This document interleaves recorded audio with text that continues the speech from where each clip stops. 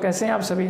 अपने next class में हम लोग शुरू करते हैं एपी में 2 क्लासेस हो चुकी हैं, ये थर्ड क्लास है जिसमें हम लोग सीखेंगे कि nth टर्म कैसे निकालते हैं। नेक्स्ट पिछले प्रीवियस वीडियो में हम लोगों ने पढ़ा था nth टर्म निकालने के बारे में। तो सबसे पहले तो ये जानिए कि एपी में टर्म होता है A1, A2, A3 and so on, आगे तक चला जाता है। वो एक एपी की सीरीज होती है और डिफरेंस सेम होता है, मतलब कि इसका डिफरेंस जो होगा ना बच्चों और इसका डिफरेंस होगा वो D सेम होगा। D are same in AP, difference same होगा उसे हम एपी कहेंगे। एपी का मतलब ही यही है, अर्थमेटिक प्रोग्रेशन। तो A2 अगर निकालना है A2, तो A2 की वैल्यू होगी A प्लस डी। ये हुआ कैसे A प्लस डी? क्योंकि डिफरेंस होता है A2 माइनस A1।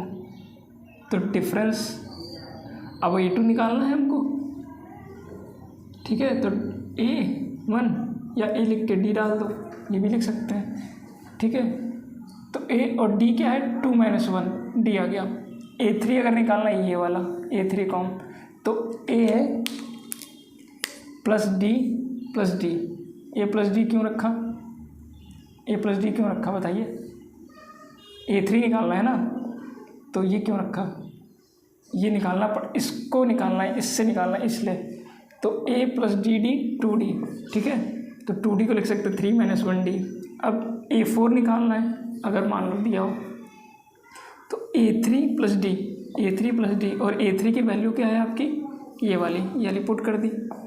तो 3D मतलब हर बार में एक कम। तो nth टर्म निकालने का हुआ an equal to a plus n minus 1D। अब जैसे मान लो फॉर एग्जांपल अगर फिफ्थ टर्म निकालना है a5 equal to a plus 5 minus 1, n का मतलब जो टर्म होता है उसको निकालते हैं a प्लस 4D। यही तो अभी तक कर रहे थे, ठीक है। ये वह n टर्म निकालने का। अभी इस पर एक क्वेश्चन बता देते हैं, ठीक है। क्वेश्चन है 10th टर्म निकालना है 2, 7, 12।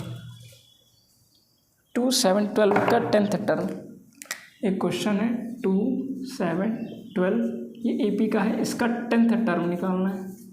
तो ठीक है, an equal to a plus n minus 1 और d 10th टर्म कह रहा है। a की वैल्यू 2 दी हुई है, 10 माइनस 1 9 हो गया, d की वैल्यू 5